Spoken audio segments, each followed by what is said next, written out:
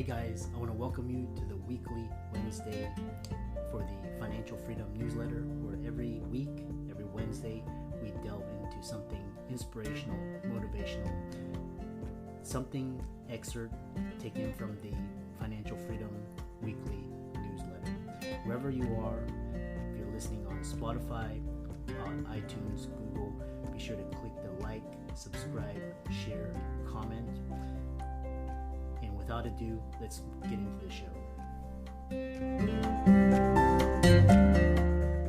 Hey guys, welcome to this week's podcast episode for the Financial Freedom for Physicians podcast.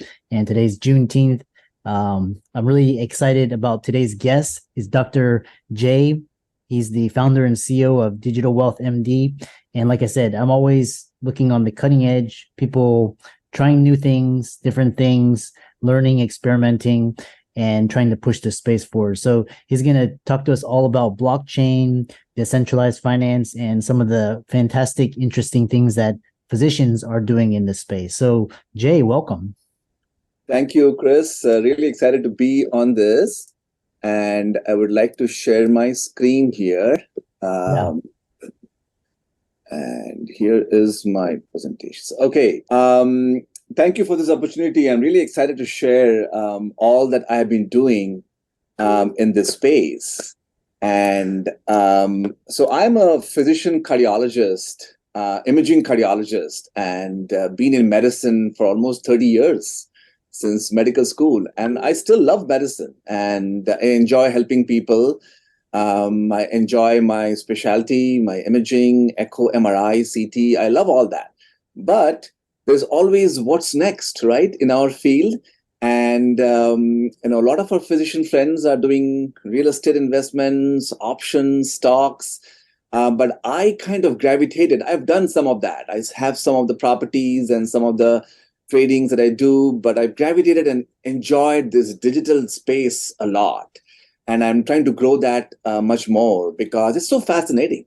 It is growing, in exponential space, and I am learning more about it day by day, and I want to share more with my physician friends and what this is.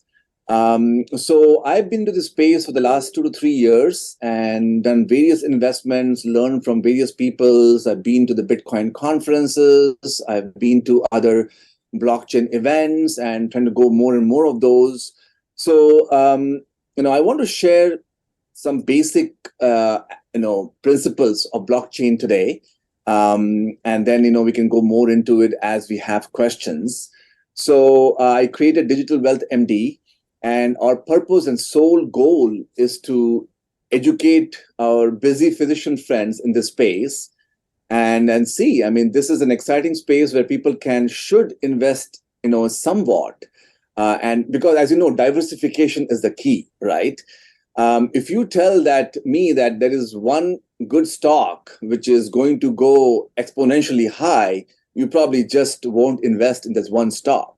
If you tell me this is this one big property in the best, part of the country, which you think will do really, really well, you wouldn't just invest in one property, right? We all have our, retirement wealth or S&P 500s. We do all different kinds, but I think diversification is the key. So that's what I felt, that at least 5 to 7% of your portfolio should be in the digital space, especially since it's growing so much and there's so much to learn. It's fascinating. But thing is that there's a lot of fake stuff in there that you need to get vetted on. And so it's good to have a physician who is doing in this space, so that, I've been done this and I can say, okay, this is not good. Do not go into this. Of course, it's a high risk space. There's going to be some, stuff that are not going to come in that. So before I talk about anything, it's a disclaimer. I'm not an advisor, not a tax advisor, not an attorney. I'm still a physician. And this information is educational only. And if you want to do anything, do your due diligence. It's mostly educational today. You can lose all your investment if you do in this space. But that's my disclaimer to start with. All right. So we'll start with blockchain. What is blockchain?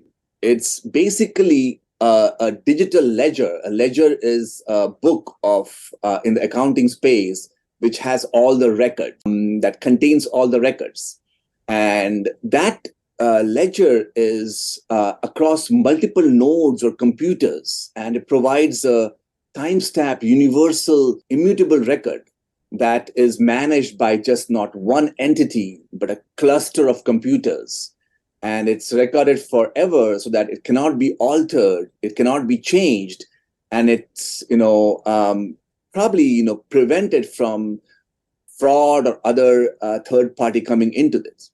So it's pretty transparent, as you see. So let's see how a blockchain really works. So here is an example of a step-by-step process how a blockchain really works. A user requests a transaction, and a block of that transaction or information is created. And this block is then broadcasted to all the nodes of the network. Nodes you can probably say as if like a digital computers. And then all these nodes get validate the block and the transaction together. And then the block is added to the chain. So chain is based on cryptographic principles, and this is how the transaction gets verified and executed. So you create a blockchain which is verified by multiple sources. It's not just one third-party entity, but it's up there, and it's up there for anybody to see it, to verify it. It's clear, it cannot be changed, it's in there. So that's how a blockchain is step-by-step created, right? So it's decentralized. There is no central authority governing it, and it's basically very trustworthy, because you see this transaction has been verified by multiple parties. There is really no need for a single third party entity, and that third party entity, there is no real ability to commit a fraud in there. It's transparent because all participants from every angle can view this transaction on the blockchain, which kind of promotes the trust and accountability significantly higher. And is secure because, this blockchain is really secured through advanced cryptographic algorithms, making it really tamper-proof. And once a transaction is recorded, it really cannot be altered or deleted. So I know people think, oh, we don't know what blockchain is, this is all fraud. I think this is really pretty clear in the digital space. It's recorded. It's much more tamper-proof than we can think of. And the utilities are numerous, which is coming along. Just to start with, I know real estate is a popular vehicle for all our physician friends, but blockchain is really coming in big way in the space. I know, just to take the example of title companies, I think they are freaking out now, because I don't think there will be, 5 to 10 years down the road, there will be need for real estate attorneys or title companies, because we'll have blockchains that will record, track, and transfer deeds, titles, and ensuring that all these documents are accurate and verifiable. I think that's already happening, and it's going to continue to happen as such. And healthcare is our field, and I think it is going to be slow to catch up. We are, conservative in the medical field, but I think it is catching up. I mean, artificial intelligence is a whole different talk, and that is also catching up in the healthcare field, is going to be a big in that. And same thing with blockchain. I mean, allowing providers, hospitals to share access, patient care documents without compromising security and integrity, that's huge in this space. The other two spaces I wanted to bring up is in the voting space. We have talked so much about, voter fraud and inaccuracy. I think blockchain will take that all away in many aspects. So just to give you a glimpse of what is coming in this industry, which, take it or not, it's not going to go away. So that's about the blockchain. And let's give a little introduction to what cryptocurrency is. It's not all blockchain, right? Cryptocurrencies, they provide an alternative to fiat currencies and offering benefits such as decentralization and lower transaction fees. Its transactions and records are maintained by a decentralized authority. But basically, what it's they are a peer-to-peer system that can enable folks to send money and receive payments. And there's where the banking system is coming into place, right?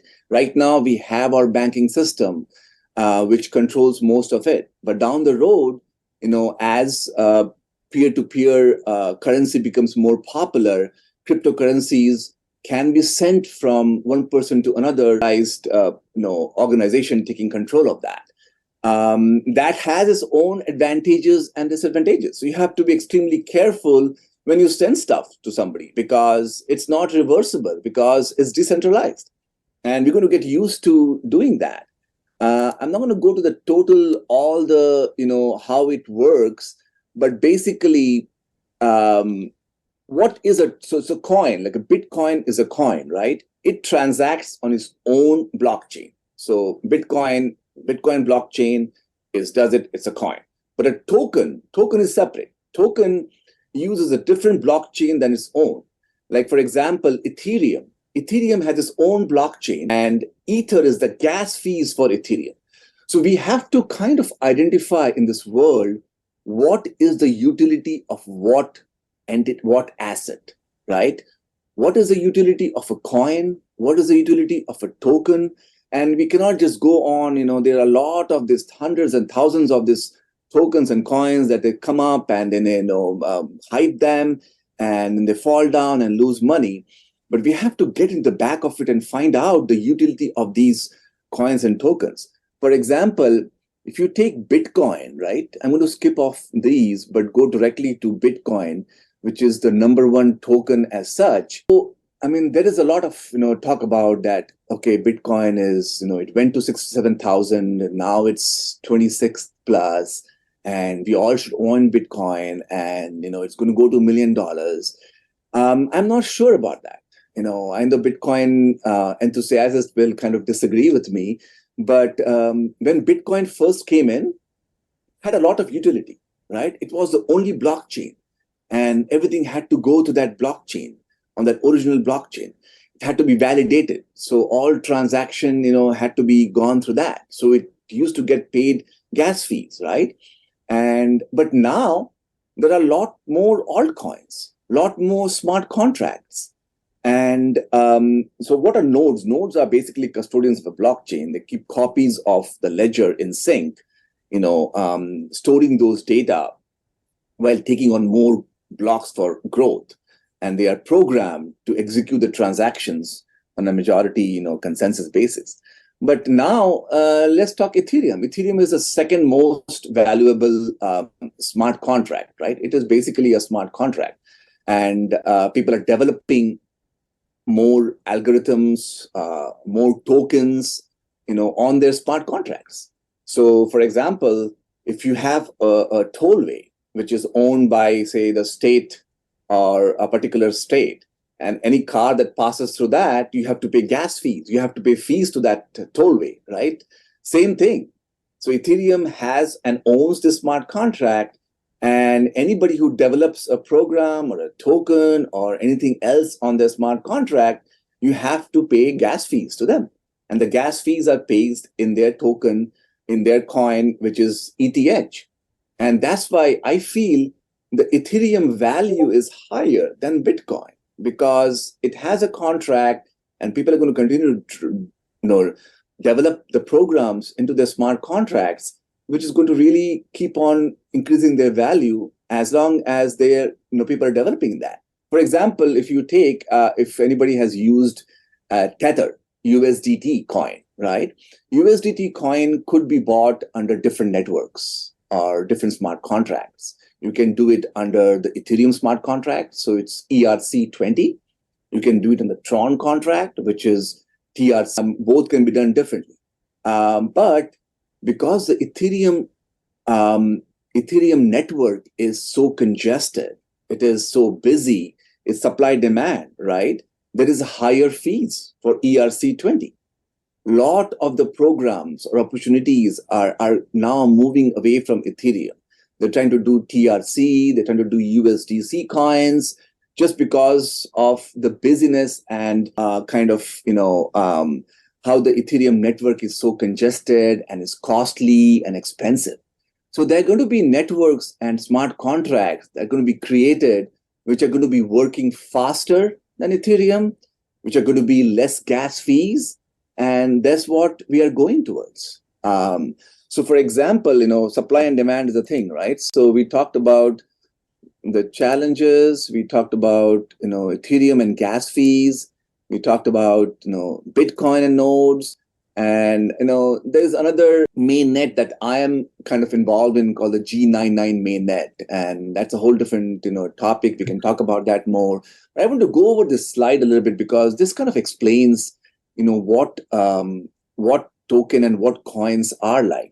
So number one is still Bitcoin blockchain. We talked about that. Number one. Number two is Ethereum in this space. If you're trying to own this space, and that's a smart contract, is number two in that. We talked about Ethereum, how congested it is, busy it is, that people are trying to draw. But look at this. Number seven in value is Cardano or ADA. It's also, so what happened is the same guy who kind of, was in Ethereum, he broke off and he created his own smart contract. ADA is probably, not as popular as Ethereum, but it's going to get there sometime. And, it's less congested, less fees, less expensive. So it's similar smart contract. People are trying to build, on this smart contract in this platform more and more. What is Ripple? Ripple is, XRP is used in the banking and finance sector a lot. So that is being used in that. And I think when this goes more and more, Ripple will be more popular, and it will grow in its value as such. Now, Solana is completely a DeFi, decentralized financing. So again, to explain in layman terms, DeFi is decentralized account. So if you, for example, MetaMask is a wallet, which is decentralized. You only way you get into MetaMask or own MetaMask, you having the seed phrases, the 12 seed phrases that you create when you open that account, and you save them, you engrave them, laminate them, keep it someplace, because if you lose that, you lose your wallet. Nobody knows who owns MetaMask wallet. It's decentralized. Same thing, there are other DeFi wallets like that, like Exodus, like SafePal, and there's a names of few, and MetaMask. So that is completely decentralized. And people who are in the space, know what decentralized, is, how valuable it is. So there are applications like Polygonmatic in that decentralized world. Now, Litecoin is number 12 in this space, and it's fast, secure, and low-cost payments. Avalanche is also a smart contract, particular exchange, C-chain, P-chain. Now, Uniswap is a decentralized exchange. Like Coinbase is a centralized exchange, where you have to do your KYC and come in, and then you can exchange certain coins, not everything else. But Uniswap is a completely decentralized exchange, and you can do similar stuff, but you have to get through your seed phrases. Nobody knows who is owning that, right? Same thing, there are the metaverse, the whole community. There is an example of metaverse. It's called Sandbox at Decentraland. And Sandbox has apparently 300,000 users. Decentraland, similar Upland, Decentraland has, around that many users as such. But so these are the projects that, gives you a baseline idea of the blockchain world, and, why this asset class, this ecosystem is not going away anywhere. And I know we in the United States are going through some regulation changes, and we are, I think, a little behind in the Europe. Europe has already gotten up their act, and they have the MiCA regulation, which they know that they are not able to, stay behind in this world. So they're bringing in regulations much more faster. There are stores that are opening up. People are using it much more.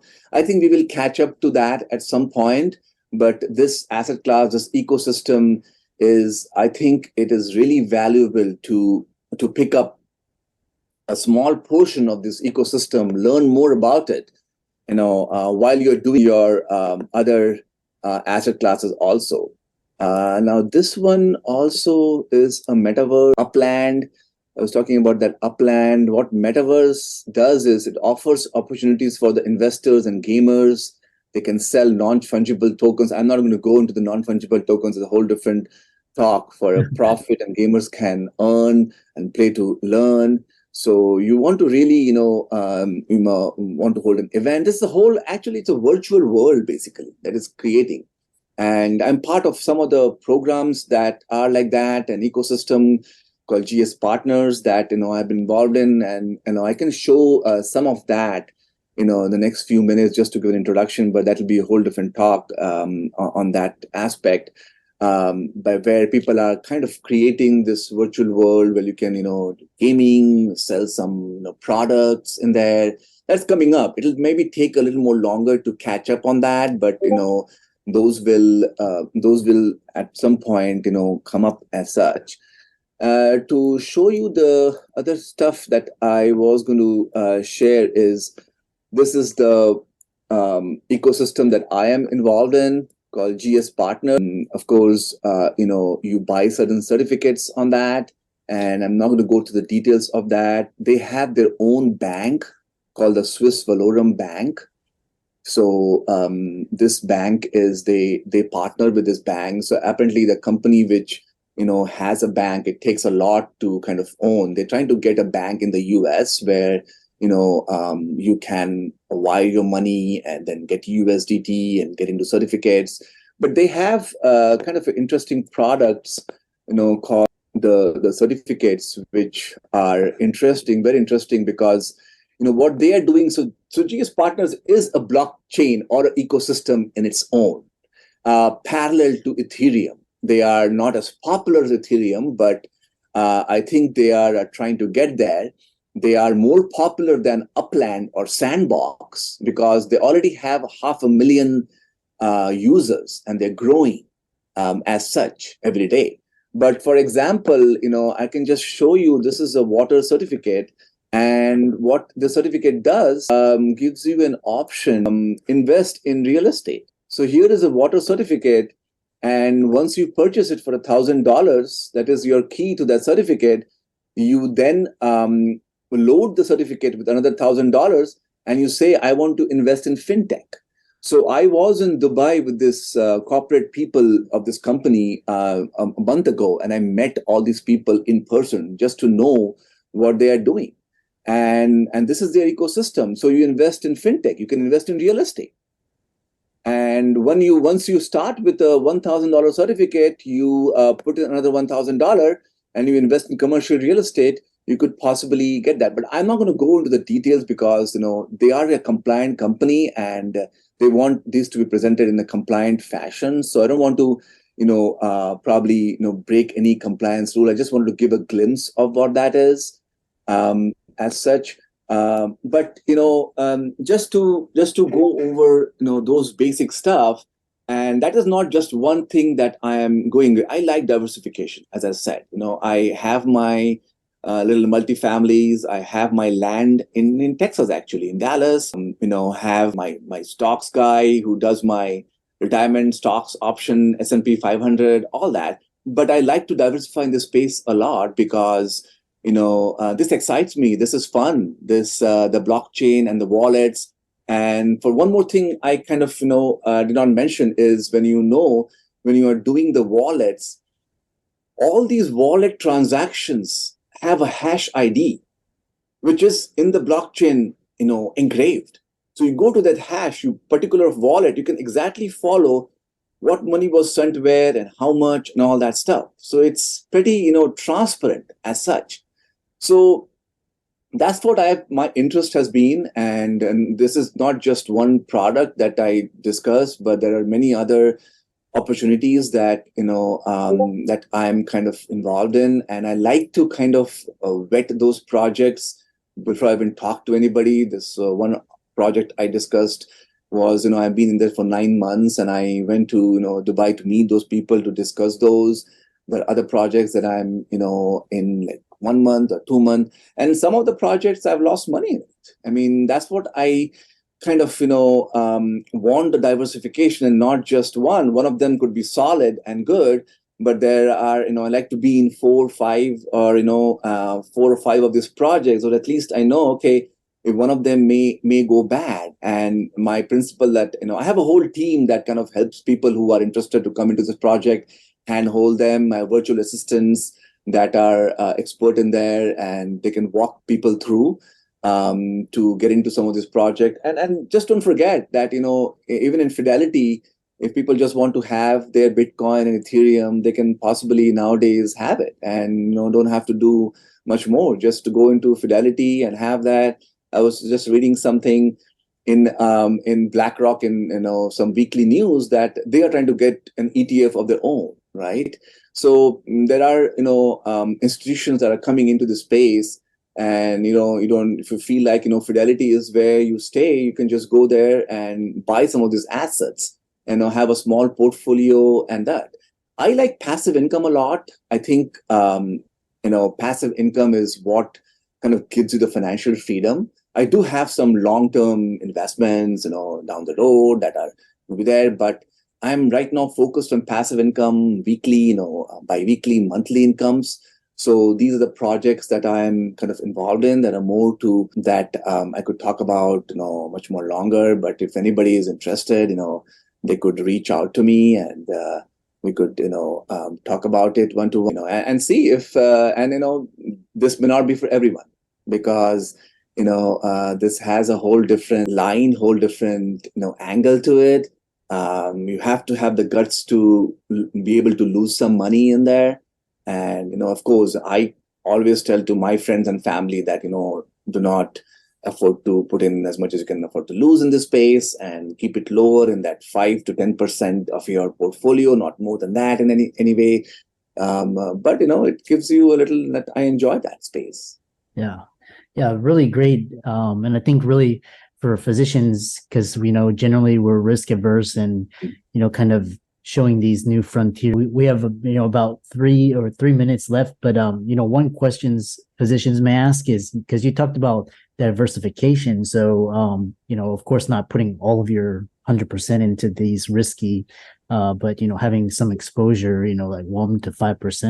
Do all physicians need this, or is just kind of ones looking for extra alpha and more gains, kind of like you said, diversification? Good question, Chris. I think not all. I mean, some people may be happy with their real estate and their stock folio, and they are really doing good.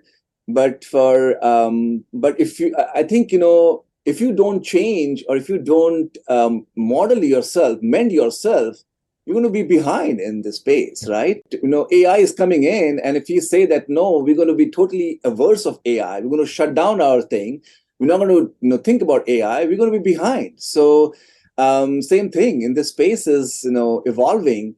And if you don't want to learn about the space, I mean, that's totally fine. I mean, you can be in the real estate and other space, but I think you're going to be a little behind if you don't get into the space. Yeah. That's what my thinking is. Yeah. So how can physicians get involved? Like just start learning, or kind of putting money down, or just kind of understanding the terms and concepts, and knowing that this world exists where doctors are actually, and people are actually creating a lot of income and wealth for themselves. What are your thoughts? Yeah, absolutely. I think, having ears open to that, I mean, Googling, YouTubing, what this is, the blockchain technology, digital space, all this is very helpful. And the best thing you can do, learn as much as possible. But unless you put your skin in the game, it's hard to learn. So you got to put some money into it.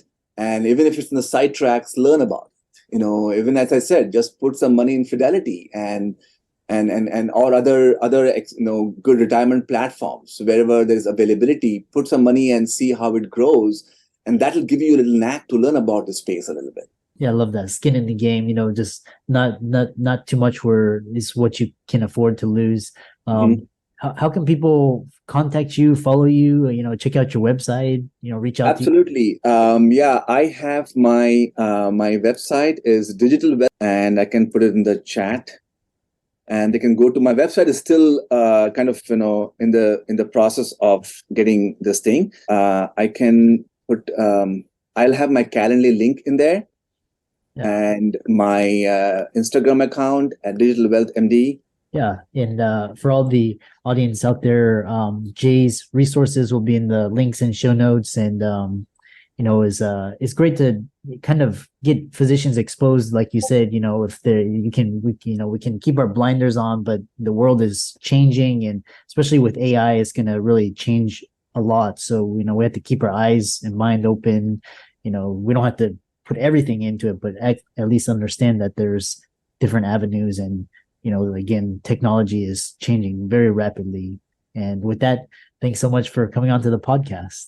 Thank you so much, Chris. Love having it. Appreciate it. Yeah, looking forward to talk to you more at some point.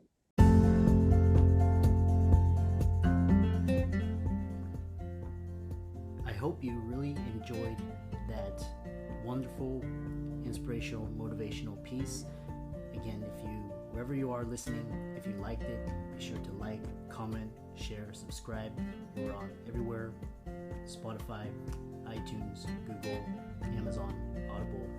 And without much ado, be sure to thank this show's sponsors, and we'll see you next week.